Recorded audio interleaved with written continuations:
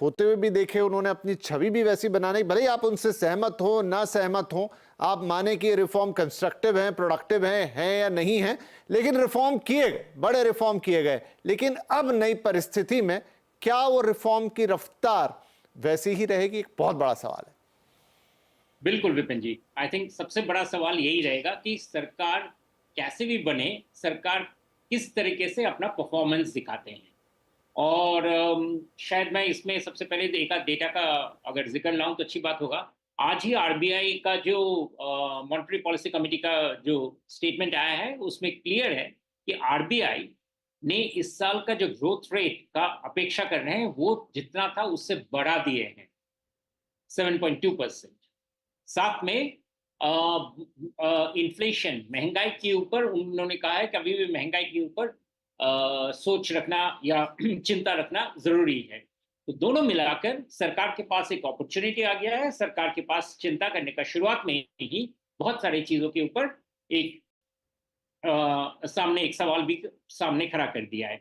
मैं सोचता हूँ कि ये एक बहुत इंपॉर्टेंट स्टेटमेंट है, एक सॉर्ट ऑफ, कि इस वक्त सरकार के सामने क्या क्या छवि है, क्या चीज को लेकर वो शुरू कर रहे हैं। लेकिन सबसे बड़ी चीज मुझे ये चीज लगता है कि अभी तक हम लोग जो बात कर रहे थे उसमें एक चीज बार बार सामने आ रहा है कि ये सरकार टिकेगी या नहीं टिकेगी। और मैं सोचता हूं कि इस वक्त जब हम नया एक सरकार को शुरू कर रहे हैं, एक देखते हुए देख रहे हैं रिलेटिवली वीकर मेजोरिटी, लेकिन 292 इज अ गुड मेजोरिटी, तो हम आशा करें और विश्वास करें कि ये सरकार अपना कार्यकाल 5 साल तक पूरा निभाएगी। आगे क्या होगा वो तो जैसे आपने कहा कि हम स्पेकुलेट ना करें, हम आज सिर्फ इस विश्वास को लेकर चले, दैट आई थिंक ये बहुत जरूरी है। और स्टॉक मार्केट्स वगैरह बाकी सारों का भी आज ये विश्वास है कि मार्क की ये सरकार चलेगी, ये सरकार चल सकता है। इन सरकार के अंदर जो अंडरस्टैंडिंग है, इसमें कोई भी ऐसे घटक दल नहीं है जो एक दूसरे को नहीं जानते हैं, जिनको एक दूसरे से परिचय नहीं है, जो सडनली नया आए हैं, इसलिए इनके जो कॉमन प्रोग्राम्स है उसमें कुछ अड़चन, कुछ अजीब सा कुछ नया ला देंगे, ऐसा भी संभावना नहीं है। सभी को मोटा मोटी एक दूसरे के क्या क्या पसंद है, क्या क्या नापसंद चीज है, इसकी परिचय है। मुझे लगता है ये एक बहुत बड़ा कॉन्फिडेंस बूस्टर है, जिसलिए आज मार्केट्स में भी आज उछाल आया है। और देश के लोगों के लिए भी ये कॉन्फिडेंस का स्टेप है कि ये सारे पार्टियां एक दूसरे को जानते हैं। इसलिए जो कदम ये लोग उठाएंगे, इसमें कोई ऐसा कदम आने की संभावना मुझे लगता है इस वक्त कम है जो अचानक एक दूसरे को मुश्किल में डाल दे। First thing.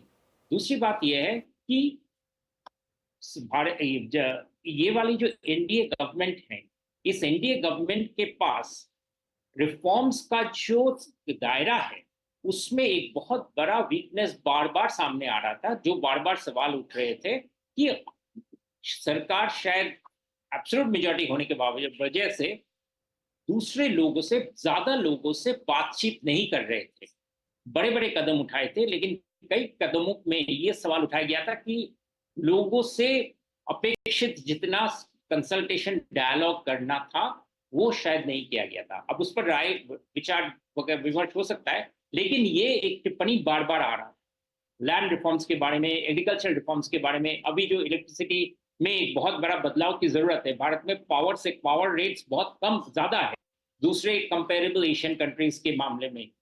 इन सारी चीजों में सरकार जब स्टेप्स लेंगे तो उसमें, या केंद्र सरकार जब स्टेप्स लेंगे, लोगों से आलोचना की जो प्रक्रिया है उस पर बार बार ये जो टिप्पणी आ रही थी, मुझे लगता है वो सरकार के पास एक संभावना आ गया है कि अभी सरकार, एनडीए सरकार कह सकते हैं कि हम इतने सारे दल हैं, हम इतने सारे देश के इतने प्रांतों से आए हैं, हम हमारे बीच में आलोचना करके कैबिनेट में जो अप्रूवल ला रहे हैं वो देश के सामूहिक लाभ के लिए है।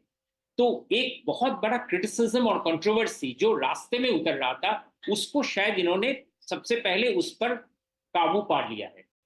तो मैं इसको एक पॉजिटिव स्टेप्स मानता हूं कि कंट्रोवर्शियल रिफॉर्म्स के ऊपर शायद अभी से अगर ये सरकार शुरू करे काम, तो इनके पास एक बहुत बड़ा मौका आ गया है जो पहले नहीं था।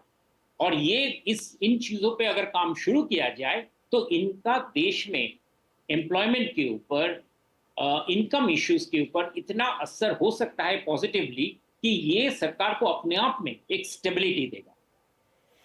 ठीक है, ये एक बड़ा इंपॉर्टेंट पॉइंट है कि कैसे वो कंट्रोवर्शियल रिफॉर्म्स या ऐसे रिफॉर्म जहां पर आम सहमति या जन भागीदारी की जरूरत होती है, उसमें कैसे एक राय बनाई जाए और कैसे ये मैसेज फॉरवर्ड किया जाए कि ये सर्वसम्मति से होने की कोशिश है। सही गलत अलग चीजें हो सकती हैं, लेकिन आम राय के साथ आ रहा है। इस फ्रंट पे शायद आगे हम बहुत सारा काम होते हुए देखेंगे, बहुत सारे बात करने के मौके भी मिलेंगे। शेखर साहब, थोड़ा सा